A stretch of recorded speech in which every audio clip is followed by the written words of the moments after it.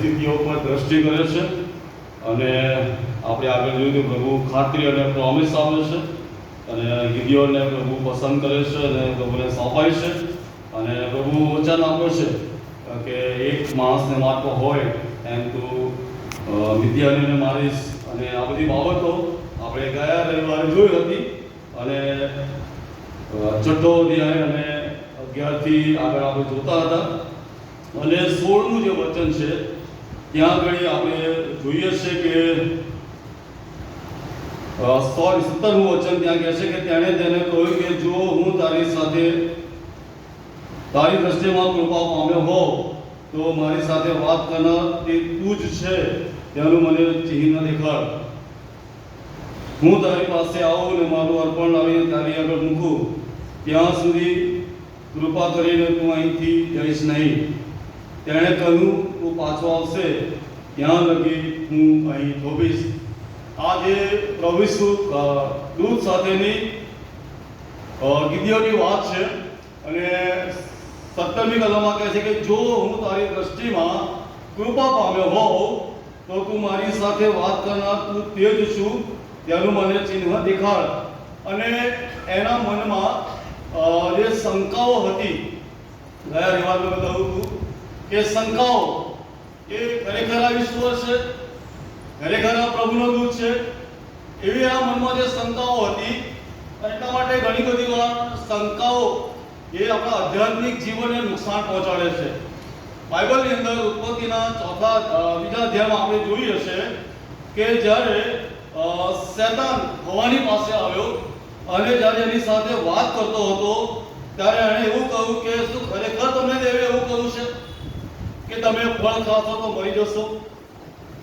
એટલે હવાના મનની અંદર ઈશ્વરના જે વચનો છે એના સંબંધમાં શંકા ઊભી થઈ કે જે ઈશ્વરે કહ્યું છે, ઈશ્વરે જે વચન આપ્યું છે કે જે દિવસે તમે ફળ ખાશો એ દિવસે તમે મરશો જ મરશો, એ વચન ખરેખર સાચું છે? એ વચન પ્રમાણે શું અમે ફળ ખાઈશું ને ખરેખર મરી જઈશું? એટલે જે ઈશ્વરે અમને જે વચન આપ્યું હતું, ઈશ્વરે અમને જે બાબતોની ચેતવણી આપી હતી, ઈશ્વરે અમને જે બાબતના અનુસંધાનમાં આજ્ઞા આપી હતી કે તમારે આ ફળ ખાવું નહીં. અને ત્યાં કહે છે કે ત્યાં શું કહે છે હવા કે અમને તો પ્રભુ એવું કે ખાવું નહીં ને અડકવું નહીં. પ્રભુ એવું કહ્યું નતું અડકવાની વાત, ખાલી એટલું જ કહ્યું હતું કે જે દિવસે તમે આ ફળ ખાશો એ દિવસે તમે મરશો જ મરશો. પણ ત્યાં વધારાનું ઉમેરવામાં આવ્યું અને એટલા માટે જ્યારે વધારાનું ઉમેરાયું ત્યારે એના મનમાં શંકા પેદા થઈ અને શંકાનું પરિણામ પાપ આવ્યું. શંકાનું પરિણામ એ અદલવાડીમાંથી એમને બહાર જવાનું આવ્યું. શંકાનું પરિણામ એમને પરિશ્રમ વેઠવાનો આવ્યો. શંકાનું પરિણામ એમને પરસેવો પાડવાનો આવ્યો. શંકાનું પરિણામ એ ઈશ્વર સાથેની તંગત તૂટી ગઈ. અને એટલા માટે ઘણી બધી વખત એ જે શંકાઓ જ્યારે પેદા થાય છે ત્યારે આપણે જે ઈશ્વરના વચનોમાં ભરોસો મૂકીએ છીએ એ વચનોમાંથી આપણે પાછા હટીએ છીએ. અને એટલા માટે જે પરિણામો છે એ પરિણામો પર એની અસર પેદા થાય છે. જેમ આદમ અને હવાના માટે બન્યું બાઇબલની અંદર રાજાઓના પુસ્તકની અંદર બીજો રાજાને 7મા અધ્યાયમાં તમે જુઓ તો ત્યાં આગળ સમરૂની અંદર દુકાળ પડેલો છે. સમરૂનો મુખ્ય દ્વાર બંધ કરી દેવામાં આવ્યો છે. નગરની બહાર કોઈ જઈ શકતું નથી, નગરમાં કોઈ આવી શકતું નથી અને બહાર અરામીઓનું સૈન્ય ઊભું છે અને ભૂખમરો છે. અને ત્યાં આગળ એલિસાએ એવું કહ્યું કે આવતીકાલે સવારે બીજો રાજા 7મો અધ્યાયની બીજું કલમ પહેલી કલમમાં કહે છે કે એલિસાએ કહ્યું કે તમે યહોવાનું વચન સાંભળો. યહોવા એમ કહે છે કે કાલે સુમારે આ વેળાએ સમરૂની બાબરમાં 1 માપ મેદો 1 શેકલે અને 2 માપ જવ 1 શેકલે વેચાશે. ત્યારે જે સરદારના હાથ પર રાજા ટેકતો હતો તેણે ઈશ્વર ભક્તને ઉત્તર આપ્યો કે જો યહોવા અકસ્માત બળ્યો કરે તો પણ એ વાત બની શકે શું? અને તેણે તેને કહ્યું કે તું નજરે જોશે પણ તેમાંથી ખાવા પામશે નહીં. અને પરિણામ આવ્યું. એની જે શંકાઓ હતી, એલિસા બોલ્યો કે આવતીકાલે સવારે પ્રભુ ચમત્કાર કરશે, પ્રભુ આકાશની બારે ખોલશે અને જે ભૂખમરો છે, જે ભૂખની પરિસ્થિતિ છે, ઇઝરાયલ લોકો બધા બાળકોને ખાઈ રહ્યા છે, એમને બાફી રહ્યા છે અને એમને મટનના ભાગ સ્વરૂપે એમના જ બાળકોને ખાઈ રહ્યા છે. આવી ભયંકર પરિસ્થિતિ હોવા છતાં પ્રભુનો સેવક એલિશા કહે છે કાલે સવારે પ્રભુ એનું સામર્થ્ય પ્રગટ કરશે. અને સુબેદારે વિશ્વાસ ના કર્યો. એ પ્રભુના વચનો પર એ શંકા પેદા કરી. એટલા માટે એ જગ્યામાં છેલ્લી કલમ તમે વાંચો ત્યારે લખવામાં આવ્યું છે જ્યારે ઈશ્વરે એનું વચન પરિપૂર્ણ કર્યું ત્યારે જે મોટી મેદની દોડીને ગઈ, લોકો જે નાસભાગ થઈ, એમાં આ સુબેદાર લોકોના પગ તળે છુંદાઈને મરણ પામ્યો. તું તારી આંખે જોશે, એને બતાવ્યું ઈશ્વરનું પરાક્રમ, ઈશ્વરના વચનોની પર શંકા કરવાની જે બાબતો છે એ પ્રગટ કરી કે તું જોશે ખરો, પણ એમાંથી તું કશું ખાવા પામશે અને પરિણામ આપણે જોઈએ છે. અને એટલા માટે ઘણી બધી વખત જે શંકાઓ છે, ઈશ્વરના વચનોની પર જે શંકાઓ છે, એ શંકાઓ પ્રમાણે જ્યારે આપણે જીવન જીવીએ છીએ ત્યારે જે સારા પરિણામની અપેક્ષાઓ આપણે રાખીએ છીએ, એ અપેક્ષા, એ પરિણામો આપણે જોઈ શકતા નથી. અને એટલા માટે જ્યાં સુધી એ શંકાનું સમાધાન ના થાય, એ શંકા જીવનમાંથી દૂર ના થાય, ત્યાં સુધી વાલા સાથીઓ એ આપણે પરિણામ જોઈ શકાય. આપણે ગિદિયોન એ પ્રભુની સાથે, પ્રભુના દૂતની સાથે વાત કરે છે અને કહે છે કે જો તું એ હોય તો અહીંયા થો અને હું આવું છું. અને પછી દૂતે કહ્યું કે આ હું અહીંયા જ છું. અને એને વિશ્વાસ આવ્યો. અને પછી ત્યાં લખવામાં આવ્યું છે કે ભગવાનનું અર્પણ એણે પ્રભુની આગળ મૂક્યું. બાઇબલમાં યોહાનની સુવાર્તામાં કહે છે કે જુઓ દેવનું બલવાન એ જગતનું પાપ હરણ કરે છે. અહીંયા આપણે હલવાનું અર્પણ આપવામાં આવ્યું, એક વ્યક્તિના માટેનું, એના પોતાના પાપોના માટેનું અથવા પોતાનું જીવન એ પ્રભુને સમર્પિત કરે છે. અને હવે ખાતરી સાથે પ્રભુને સોંપાય છે અને અર્પણ આપીને પોતાના જીવનની સાક્ષી આપે છે. પોતે પ્રભુને ઓળખે છે, પ્રભુના તારણમાં આવ્યો છે, એની શંકાઓ દૂર થઈ છે અને પ્રભુના વિશ્વાસમાં આવ્યો છે. એ બાબતની સાબિતી માટે પ્રભુની આગળ એ અર્પણ ચડાવે છે, એ ખલવાનું. અને આને દરેક પ્રકારની જે બાબત એના જીવનમાંથી એ દૂર થાય છે. વિશ્વાસનું પ્રથમ પગથિયું એના જીવનમાં આપણે અર્પણ સાથે જોઈએ છે. જ્યારે દેવની ઓળખ થઈ, આ જ ઈશ્વર છે જે મારી સાથે વાત કરી રહ્યો છે, એ જીવતો પ્રભુ છે. અને જ્યારે એને પ્રમાણે જોયું ત્યારે એના માટે લખવામાં આવ્યું છે કે ભગવાન એણે પ્રભુની આગળ અર્પણ તરીકે મૂક્યું. અને પછી આપણે જે 19 થી આગળ કલમોમાં લખ્યું છે, અને દેવના દૂતે એ પોતાની છડી એ હલવાન પર મૂકી અને ખડકમાંથી એ દેવનો અગ્નિ નીકળ્યો અને જે અર્પણ હતું એ ભસ્મમાં થઈ ગયું. અને પછી આગળ તમે જુઓ તો 23મી કલમમાં કહે છે, 22મી કલમમાં કે ગિદિયોને જોયું કે એ તો યહોવાનો દૂત હતો, ત્યારે ગિદિયોને કહ્યું કે પ્રભુ યહોવા મને અફસોસ, કેમ કે મેં યહોવાના દૂતને મોઢા મોઢ દીધો છે. અત્યાર સુધી વાત કરી રહ્યો છે, જુઓ, અત્યાર સુધી દૂત સાથે વાત કરી રહ્યો છે, ત્યાં સુધી એને આવું કોઈ અનુભવ થતો નથી. શંકાઓ સાથે પ્રભુની સાથે વાત કરી રહ્યો છે, હજુ એવો કોઈ અનુભવ નથી. પણ જ્યારે દેવનું પરાક્રમ એને જોયું, દેવનું સામર્થ્ય એ ખડકમાંથી નીકળ્યું અને એ અર્પણને માન્ય કરવામાં આવ્યું, ત્યારે એણે કહ્યું કે મેં મારા મોઢે દેવને જોયો છે અને મને અફસોસ મારું આવી બનશે. યશાયા પ્રબોધક પણ કહે છે, યશાયા 6 અધ્યાયમાં. અને એટલા માટે ત્યાં પ્રભુ એને કહે છે કે હું કોને મોકલું? યશાયા કહે છે હું આવ્યો, તું મને મોકલ. અને અહીંયા આગળ પ્રભુ ગિદિયોનને એ એના જીવનમાંથી ભયને દૂર કરે છે અને ભયને દૂર કરીને એ પોતે સામર્થ્યવાન પિતા છે એ પ્રગટ કરે છે.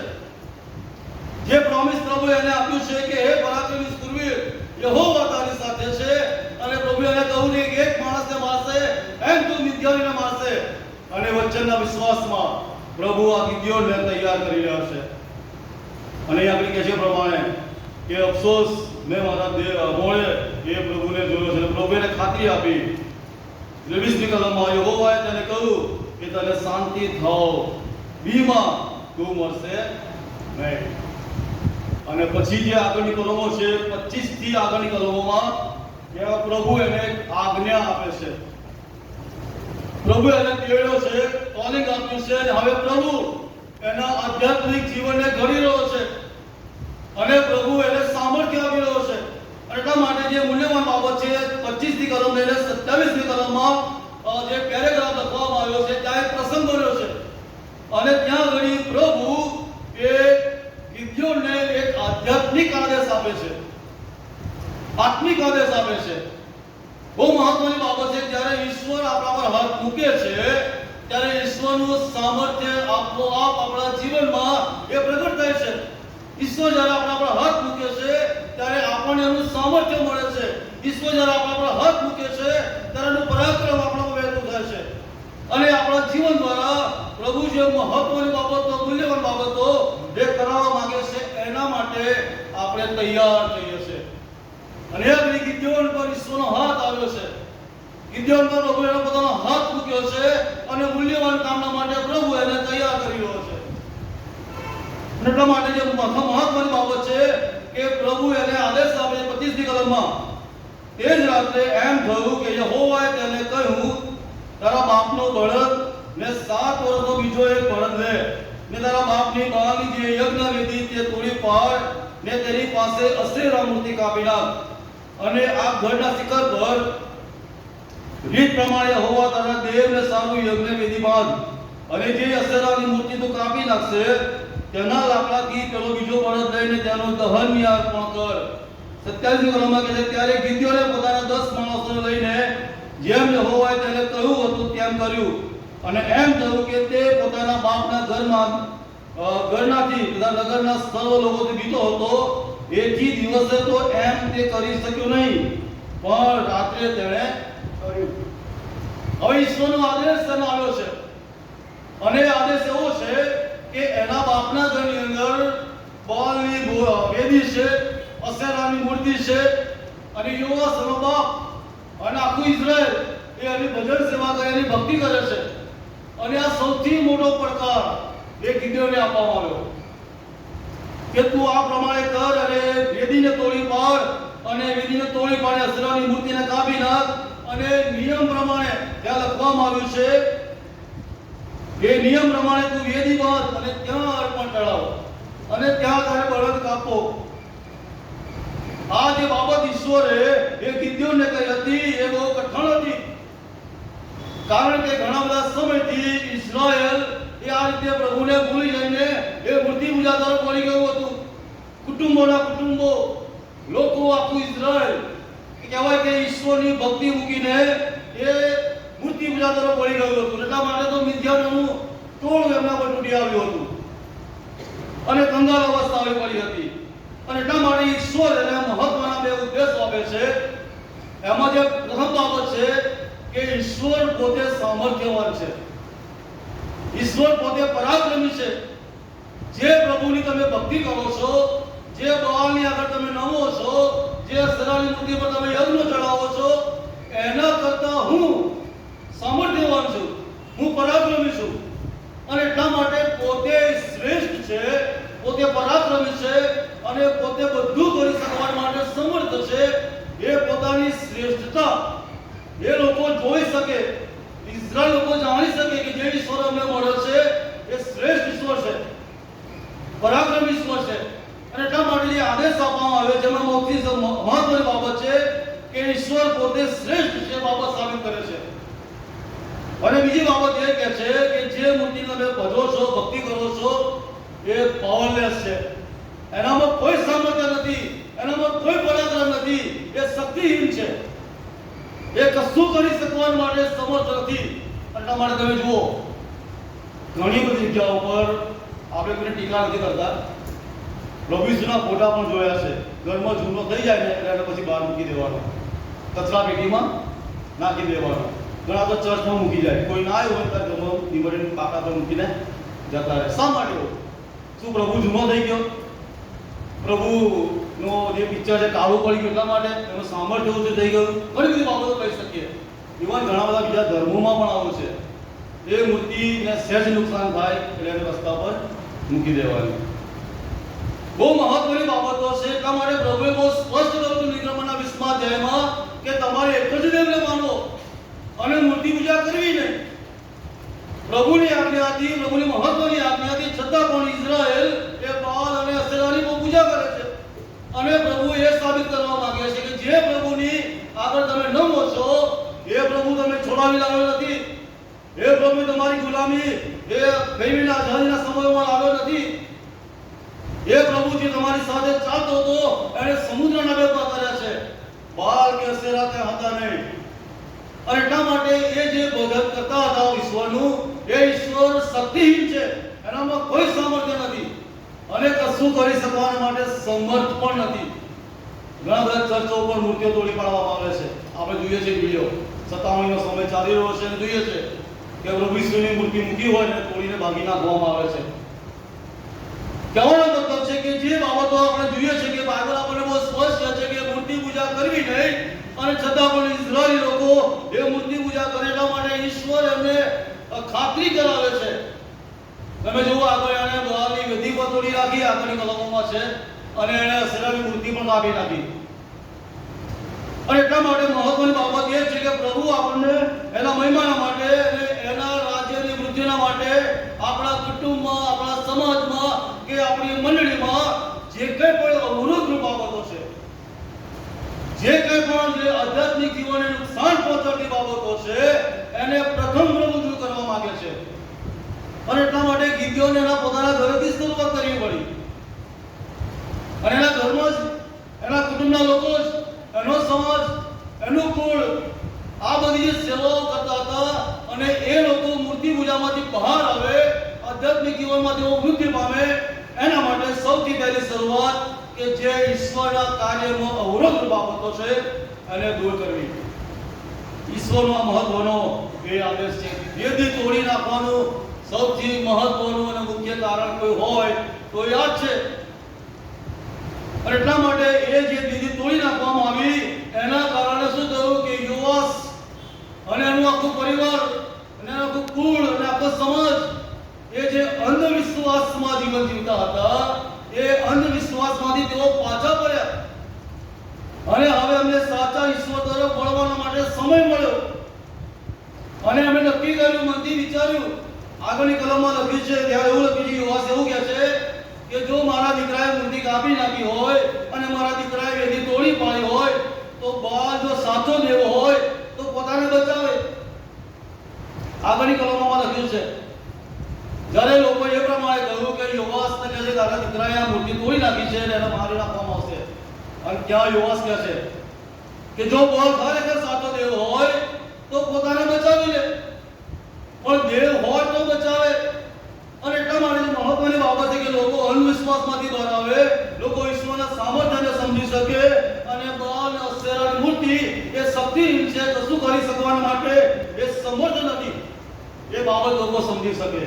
અને એટલા માટે ઈશ્વર એ આધ્યાત્મિક જીવનનું પહેલું પગથિયું, જે આધ્યાત્મિક જીવનના ઘડતરનું પહેલું પગથિયું કે જે દેવના કાર્યના માટે અવરોધરૂપ છે એને દૂર કરો, એને એ જીવનમાંથી દૂર કરવું.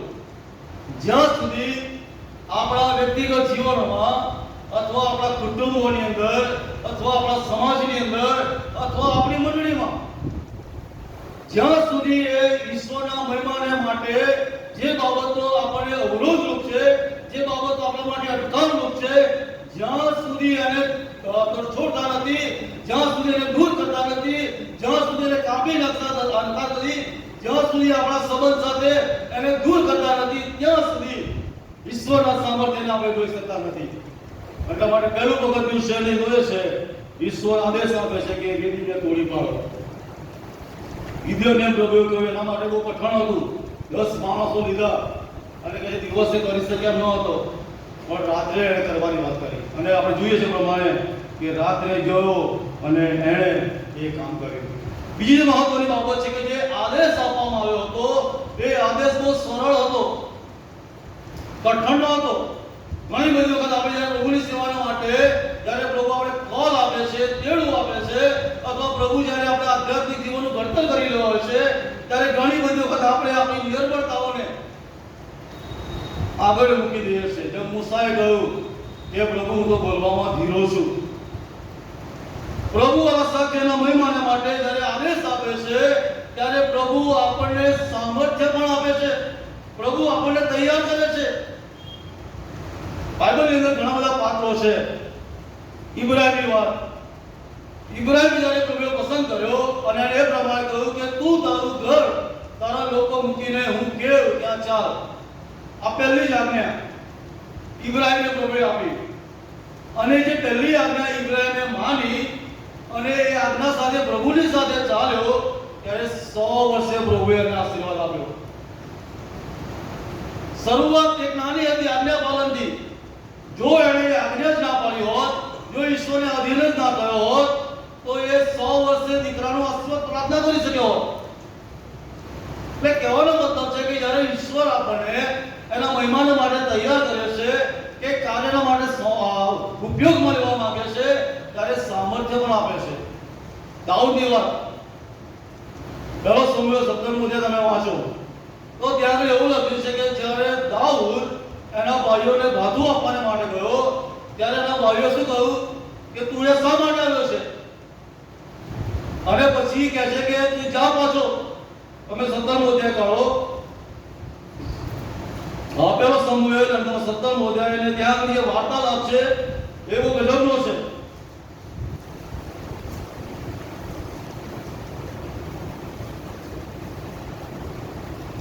પેલો સમૂહ 17 અધ્યાય અને ત્યાં બી 28 થી કલમ તમે જો આગળ વાંચો તે બધી બાબતો ત્યાં લખવામાં આવી છે. અને ત્યાં કહે છે કે અમે તેના વડા ભાઈ અલી આવે તેને તે માણસની સાથે વાત કરતા સાંભળ્યો ત્યારે તેનો કોપ દાઉદ પર સળગ્યો ને તેણે કહ્યું કે તું અહીં કેમ આવ્યો છે? પેલા થોડા ઘેટાને તે રાનમાં કોની પાસે મૂક્યા છે? તારો ગર્વ ને તારા હૃદયની દૃષ્ટતા હું જાણું છું, કેમ કે તું લડાઈ જોવા માટે આવ્યો છે. જ્યારે દાઉદ ત્યાં ગયો ત્યારે કદમ તેના ભાઈએ એવો વિચાર કર્યો કે તારો ગર્વ અને તારા હૃદયની દૃષ્ટતા હું જાણું છું કે તું તો યુદ્ધ જોવા માટે આવ્યો છે. પણ પછી આગળની તમે જો આગળ જોશો તો ત્યાં પ્રભુ એને કહે છે, લગભગ 33 કલમમાં કહે છે કે સાઉલે દાઉદને કહ્યું કે ફિલિસ્તીઓની સાથે જઈને તેની સાથે લડવાને તું શક્તિમાન નથી, કેમ કે તું તો કેવળ જુવાન છે, પણ તે તો પોતાની જુવાનીથી લડવાયો છે. દાઉદની વાત શું કહે છે? પોતાની જુવાનીથી લડવાયો છે. આગળ એવું કહે છે, અને દાઉદે સાઉલને કહ્યું કે તારો સેવક પોતાના બાપના ઘેટા સાચવતો હતો અને એક સિંહ તથા એક રીંછ આવીને ટોળામાંથી ખલવાન લીધું, તો મેં તેની પાછળ પડીને તેને મારીને તેના મુખમાંથી તે છોડાવ્યું, અને તેણે મારા પર હુમલો કર્યો ત્યારે મેં તેની દાઢી પકડીને તેને હાર મારી નાખ્યો.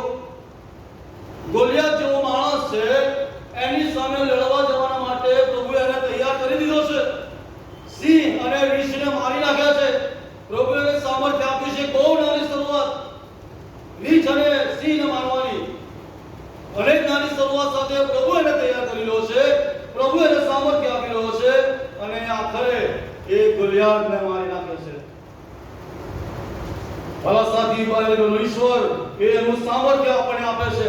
જ્યારે પ્રભુ એની સેવાના માટે આપણો ઉપયોગ કરવા માંગે છે ત્યારે પ્રભુ આપણને શરૂઆતથી એ નાની નાની બાબતો આપણા જીવનમાં કરીને એ આપણા જીવનને તૈયાર કરે છે. એટલા માટે જો આપણે સામર્થ્યને ના સમજી શકીએ તો વાલા સાથીઓ ઘણી બધી વખત આપણે નિષ્ફળ જઈએ છીએ. ગિદિયોન એ સમજી ગયો કે પ્રભુ હવે મારો ઉપયોગ કરવા જઈ રહ્યો છે. પડકારજનક બાબતો હતી એના માટે, કઠણ બાબતો હતી, અશક્ય બાબતો હતી. કારણ કે જ્યારે આખો સમૂહ એક તરફ જાય અને આખા સમૂહની આગળ એક માણસ જ્યારે ઉભો રહે ત્યારે એના માટે બહુ તકલીફ પડી જાય.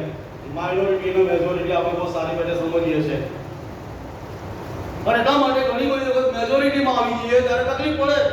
પણ આ જે પડકારજનક બાબતો હતી એ બધી બાબતો હોવા છતાં ગિદિયોન સમજી શક્યો કે પ્રભુ હવે મને તૈયાર કરી રહ્યો છે, પ્રભુ મને સામર્થ્ય આપી રહ્યો છે. અને સૌથી પહેલું કામ એણે અશેરાની મૂર્તિને કાપી નાખી અને એ વેદીને તોડી પાડીને પ્રભુની સેવાના માટે એ તૈયાર થયો. જ્યારે આપણે આ રીતે કરીએ છીએ ત્યારે સ્થાનિક દુશ્મનાવટ પણ વધે છે. જ્યારે ગિદિયોને આ શરૂઆત કરી ત્યારે ચોક્કસ એના જીવનમાં એ પ્રશ્ન આવ્યો, સ્થાનિક લોકોનો વિરોધ થયો. ત્યાં કોઈ 28મી કલમથી આગળ જો વાંચો તો ત્યાં એવું લખ્યું છે કે નગરમાં માણસો મળસ્કે ઉઠ્યા તો જુઓ બહારની યજ્ઞવેદી તોડી પાડેલી હતી ને તેની પાસેની અશેરા મૂર્તિને કાપી નાખેલી હતી ને નવી બાંધેલી યજ્ઞવેદી પર પેલા બીજા બળદનું બલિદાન આપેલું હતું. તેઓએ એકબીજાને પૂછ્યું એ કામ કોણે કર્યું છે? પછી તપાસ કરીને તેઓએ કહ્યું કે યોવાસના દીકરા ગિદિયોને એ કર્યું છે. ત્યારે નગરના લોકોએ યોવાસને કહ્યું, તારા દીકરાને બહાર કર કે તે માર્યો જાય, કેમ કે તેણે બહારની વિધિ તોડી પાડી છે ને તેની પાસેની અશેરા મૂર્તિને કાપી નાખી છે. જ્યારે આપણે ઈશ્વરના રાજ્યના માટેની વિરોધ બાબતોને મંડળીમાંથી કે સમાજમાંથી જ્યારે દૂર કરવાના પ્રયત્નો કરીએ છીએ, ત્યારે ઘણી બધી વખત સ્થાનિક લોકોનો એવો ભયંકર વિરોધ એ આપણે જોઈએ છે. અહીંયા આગળ ઇઝરાયલના લોકો છે, કોઈ બીજા દેશના લોકો નથી, પ્રભુના લોકો છે, પ્રભુના બાળકો છે, અને પ્રભુની પસંદ કરેલી જ પ્રજા છે.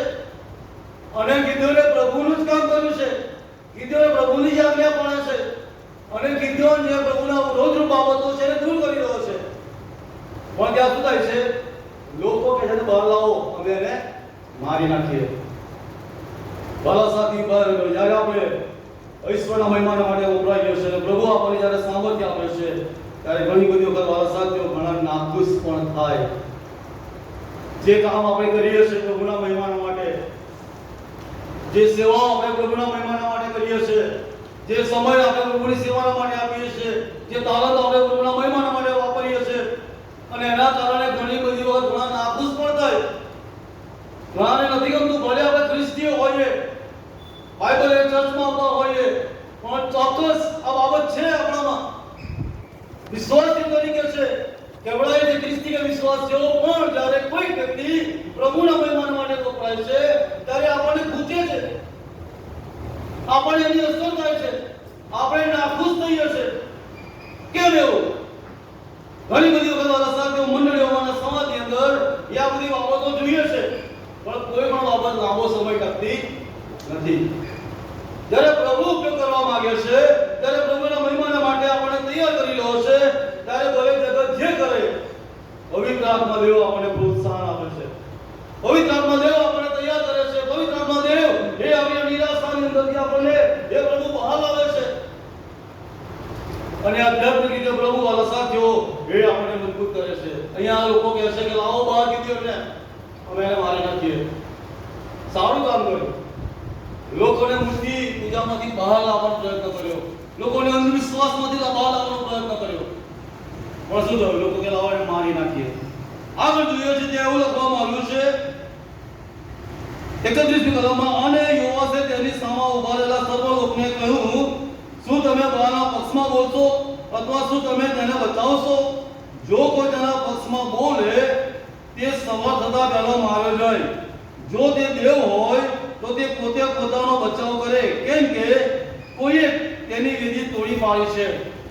અહીંયા યુવાસ કહે છે કે જો ખરેખર દેવ હોય તો બચે, પોતાની જાતને બચાવે. રસ્તામાં પેલો ચોર કહે છે કે પ્રભુ તું બચ અને અમે બચાય, તું ઉતરી જાય અને અમે ઉતારી દે, અમે છોડ, તું છૂટી જા. બહુ મહત્વની બાબતો અહીંયા આગળ કહે છે કે જો ખરેખર દેવ હોય તો પોતાને બચાવે. ઘણી બધી વખત શેતાન પણ એ આપણા જીવનમાં આવી રીતે ઉપયોગ કરી દેતો હોય છે પ્રભુના કાર્યમાં વિરોધના માટે. પણ અહીંયા બી જોઈએ છે કે યોઆસ તેના દીકરાના પક્ષમાં ઉભો રહે છે. શું કરે છે? યોઆસ એ એના દીકરાના પક્ષમાં ઉભો રહે છે. જ્યારે તમારું મારું સંતાન જ્યારે સારું કામ કરે, પ્રભુના મહિમાના માટે વપરાય, પ્રભુની સેવાના માટે પોતાના તાલંતો વાપરે, ત્યારે એના પક્ષમાં આપણે ઉભા રહીએ, એની સાથે રહીએ, એને ઉત્તેજન આપીએ, એને બળ આપીએ, એની નવી દિશા બતાવીએ. ઘણી બધી વખત મા બાપ જ બાળકના આધ્યાત્મિક જીવન માટે અવરોધ બની જતા હોય છે. બાળકોને કરવું હોય, જુવાનોને કરવું હોય, પણ ઘણી બધી વખત મા બાપ જ એ અવરોધ બની જાય અને એમના બાળકોના આધ્યાત્મિક જીવનને વૃદ્ધિ થતા અટકાવી દેતો હોય છે. પણ અહીંયા આપણે જોઈએ છે કે ગિદોને બહુ સારું કામ કર્યું છે, અને ગિદોને પ્રભુના મહિમાના માટે વપરાયો છે, અને સમાજમાંથી અવરોધરૂપ બાબતો દૂર કરી છે. ત્યારે ગિદોનનો પિતા એના પક્ષમાં ઉભો રહીને એની સાથે રહે છે. મારા પ્રિય સાથી ભાઈ અને બહેનો, મા બાપ તરીકે જ્યારે આપણે આપણા બાળકોના પક્ષમાં આધ્યાત્મિક જીવનમાં રહીએ છીએ, ત્યારે આપણે પોતે તો આશીર્વાદિત થઈએ છીએ, પણ સાથે સાથે આપણું કુટુંબ પણ આશીર્વાદિત થાય છે. પ્રભુ આપણા કુટુંબોનો અને આપણા જીવનોનો એ ભરપૂરપણામાં ઉપયોગ કરે છે. ગિદોને જ્યારે કામ કર્યું ત્યારે પોતે તો એમાંથી છુટકારો પ્રાપ્ત કર્યો છે ને, પણ સાથે સાથે એનું કુટુંબ પણ એ બંધનોમાંથી છૂટ્યું. એના પિતાએ વિશ્વાસ કર્યો કે જે અશેરાની મૂર્તિ આગળ અમે નમતા તે બધું બોગસ અને ખોટું હતું. પણ હવે એની આંખો ખુલી છે, હવે એની આધ્યાત્મિક દ્રષ્ટિ ખુલી છે અને હવે એને ખબર પડી કે આ બધા જ શેતાની બંધનો હતા. અને એટલા માટે ગિદ્યોનના એક સ્ટેપ દ્વારા ગિદ્યોન પોતે એનો પિતા, એનો કુટુંબ અને આખો સમાજ એ વાલા સાથીઓ એ મૂર્તિ પૂજાના બંધનમાંથી છૂટ્યા, એનો છુટકારો થયો અને એક નવા જીવન તરફ પ્રભુ એ વાલા સાથીઓને લઈ ગયું. જ્યાં સુધી ગિદ્યોન પ્રભુને જો આધીન થયો છે ત્યાં સુધી પરિણામ છે. ગિદ્યોન જો આધીન જ ના થયો, ગિદ્યોની ઈશ્વરનો આદેશ જ ના માન્યો હોત તો વાલા સાથીઓ કદાચ આ પરિણામ આપણે જોવાના મળી હોત. એટલા માટે આજે સવારે મારા વાલા પ્રિય સાથી ભાઈને બહેનો, ત્યારે પ્રભુ આપણને પસંદ કરે છે, પ્રભુ આપણને તેડું આપે છે અને પ્રભુ આપણને એના મહિમાને માટે ઉપયોગ કરવા માંગે છે, ત્યારે પ્રભુ આપણને એના સામર્થ્યથી ભરી દે છે.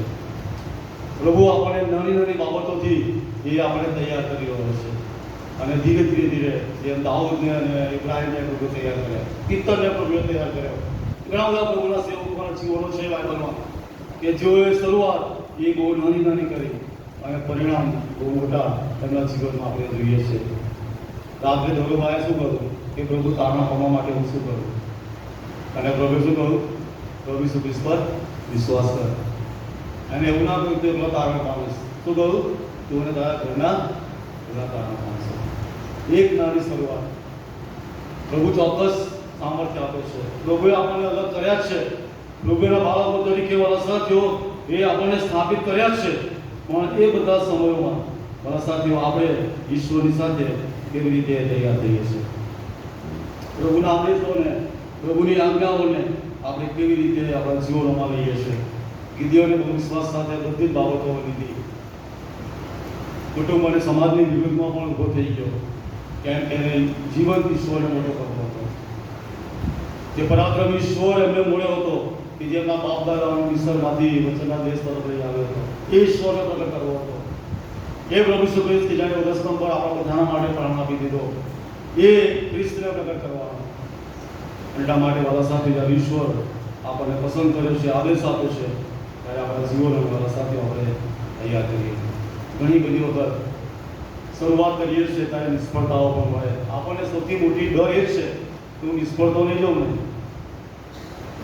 લોકો શું કહેશે, એ તો શું એ જ વિચારીએ છીએ આપણે.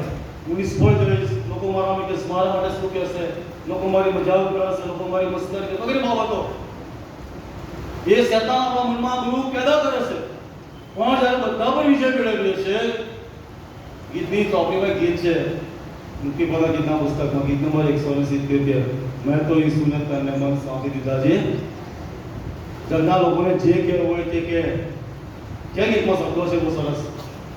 એટલા માટે જ્યારે ઈસુને જીવન સોંપીએ છીએ ત્યારે જગતને જે કહેવું હોય કે પરિણામની અપેક્ષા રાખશો નહીં, પ્રભુના પક્ષમાં છો, પ્રભુ તમારા પક્ષમાં છે તો સૌથી શ્રેષ્ઠ પરિણામ મળવાનું છે. લોકો દાઉદને પણ નથી છોડ્યો અને પ્રભુ ઈસુ ખ્રિસ્તને પણ લોકો શું કહ્યું, આ તો ભાવદ્રો છે અને એની સંગતો પાપીઓની સાથે છે, બાઇબલમાં લખેલું છે. અને આ તો કે આની તાકાતથી લોકોને સાજા કરે છે વગેરે બાબતો. પરંતુ કલમોમાં નવા કરારમાં પ્રભુ ઈસુ ખ્રિસ્તના પર લોકોએ આશ્રય મૂક્યા છે, પાઉલની પર મૂક્યા, દાઉદની પર મૂક્યા. પણ આ બધા એવા સમયમાં એ પ્રભુને વિશ્વાસુ રહ્યા. જ્યારે પ્રભુને વિશ્વાસુ રહ્યા ત્યારે વાલા સાથીઓ પ્રભુએ પણ એમને સફળ કર્યા અને પ્રભુએ એમને આશીર્વાદિત કર્યા. બાઇબલમાં ફિલિપીના પત્રમાં કહે છે કે જે મને સામર્થ્ય આપે છે એની સહાયથી બધું કરી શકું છું.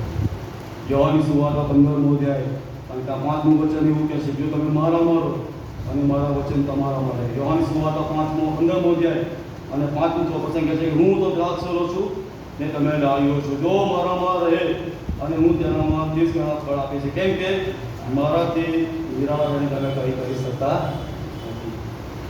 પ્રભુથી નિરાળા રહીને વાલા સાથીઓ આપણે કશું કરી શકવા માટે સમર્થ નથી. એટલા માટે આજે સવારે પ્રભુનું વચન આજે આપણી પાસે આવ્યું છે. શરૂઆત એ આપણા વ્યક્તિગત જીવનોથી કરીએ, શરૂઆત આપણા કુટુંબથી કરીએ, શરૂઆત એ આપણી સોસાયટીથી કરીએ, શરૂઆત આપણી મંડળીથી અને આપણા સમાજથી. ત્યાં સુધી પ્રભુ આપણને લઈ જશે. અને જે પણ ઉન્નત બાબતો છે એ ઈશ્વરની અધીનતા સાથે જ્યારે આપણે આગળ વધીએ છીએ ત્યારે ચોક્કસ પ્રભુવાળા સાથીઓ એ આપણને સફળ અને આશીર્વાદિત કરે છે. ત્યારે આપણે સવારે આ વચનો સમજવા માટે પ્રભુ આપણા બધાની સહાયને પ્રાર્થનામાં જઈએ ને આપણો મસ્તકો એ પ્રભુની આગળ નમાવીએ, પ્રાર્થના કરીએ ને આપણે જવાય પ્રાર્થના કરીએ.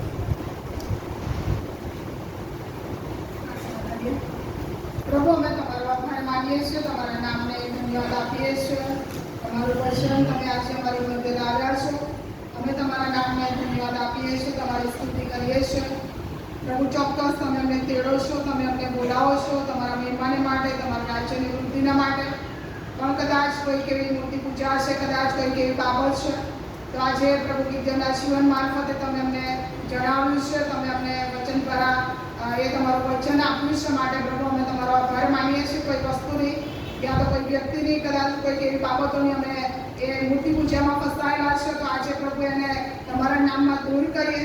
અમારા હૃદયમાં નાના મોટા પાપ છે પ્રભુ, તમારા નામમાં તમે એને શુદ્ધ અને પવિત્ર કરો. અને પ્રભુ, તમે જે પ્રમાણે ઈચ્છી રહ્યા છો એ પ્રમાણે તમારા સામર્થ્યથી ભરપૂર થઈને અમે પોતે બચી જઈએ અને અમારી મંડળી, અમારો સમાજ, અમારો પરિવાર બચી જાય. એના માટે પ્રભુ આજે તમે કાર્ય કરો એવી અમે પ્રાર્થના કરીએ છીએ. અમારી મંડળીને પ્રભુ અમે તમારા હાથમાં સોંપીએ છીએ. આત્મિક રીતે તમારી ઉન્નતિની જરૂર છે પ્રભુ, તમારા સામર્થ્યની જરૂર છે, તમારા બળની જરૂર છે.